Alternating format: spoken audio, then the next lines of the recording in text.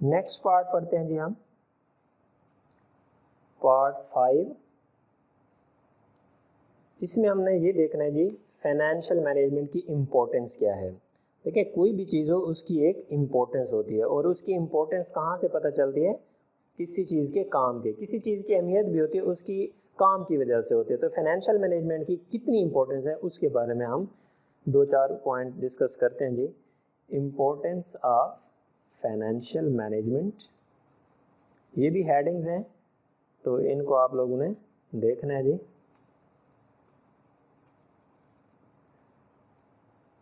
तो नंबर 1 पे है जी हमारे पास not to over invest in fixed asset.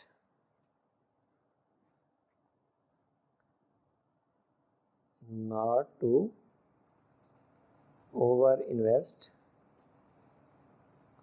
In fixed asset. तो फाइनेंशियल मैनेजमेंट की इम्पोर्टेंस का जो है उनके काम से अंदाज़ा लगा सकते हैं कौन से टास्क होते हैं जो फाइनेंशियल मैनेजमेंट की इम्पोर्टेंस को शो कर दें। ठीक है, किसी भी फाइनेंशियल मैनेजमेंट क्या कहते हैं, not over invest in fixed asset. तो फिक्स्ड एसेट में क्या हमने ओवर इन्वेस्टमेंट की हुई है या नहीं की हुई है, तो इसको हमने देखना है। नंबर 2 पे फाइनेंशियल मैनेजमेंट की इम्पोर्टेंस क्या है, balance cash outflow with inflow. तो फाइनेंशियल मैनेजमेंट में कैश जो आपका इनफ्लो है और आउटफ्लो, मीन के जितना आपने के पास कैश आया है और जितना आउट हुआ है, तो उन दोनों को आपने बैलेंस करना है। किस तरह से बैलेंस करना है वो भी हमने इसमें करेंगे, जस्ट मैं थोड़े से नरेट कर रहा हूँ।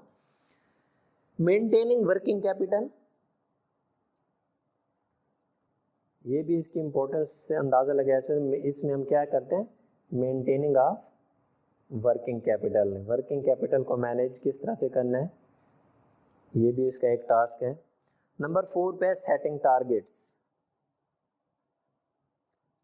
टारगेट सेट कर किए जाते हैं मुख्तलिफ टारगेट्स। फॉर एग्जांपल सेल से रिलेटेड अगर कोई टारगेट है तो वो सेट जब किया जाएगा तो ये भी फाइनेंशियल मैनेजमेंट की इंपॉर्टेंस को शो कर रहा है जी, किस तरह से हमने टारगेट सेट करने हैं।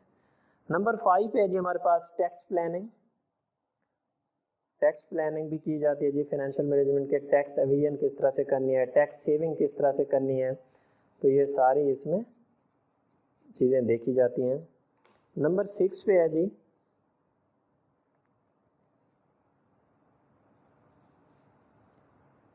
एफिशिएंट यूटिलाइजेशन ऑफ फंड, पहले भी हम इसको पढ़ चुके हैं।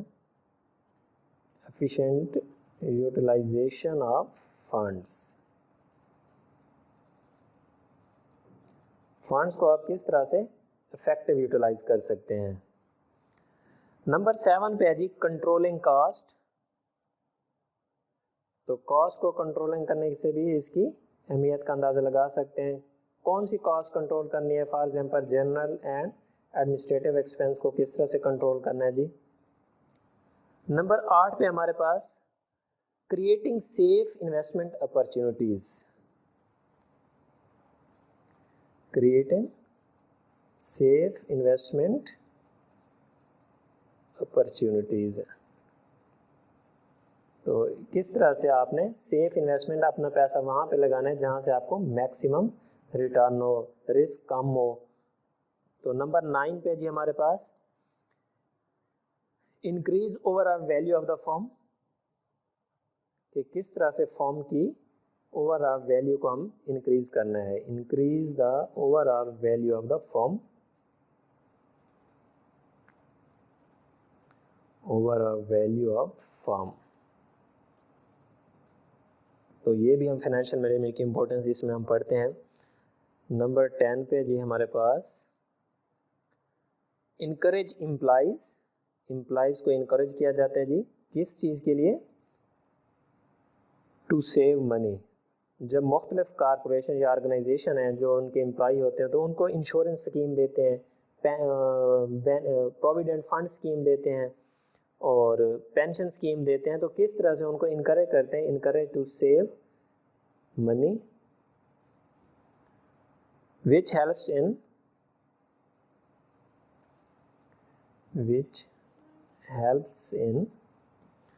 पर्सनल फाइनेंशियल प्लानिंग, तो एम्प्लॉय अपनी किस तरह से पर्सनल फाइनेंशियल प्लानिंग को कर सकते हैं, किस तरह से मैनेज करना है, ये सारा उनको, ये भी फाइनेंशियल मैनेजमेंट का हिस्सा है।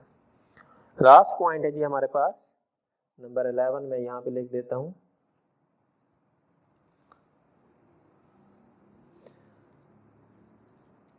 नंबर 11 पे है जी help in improving the profitability, help in improving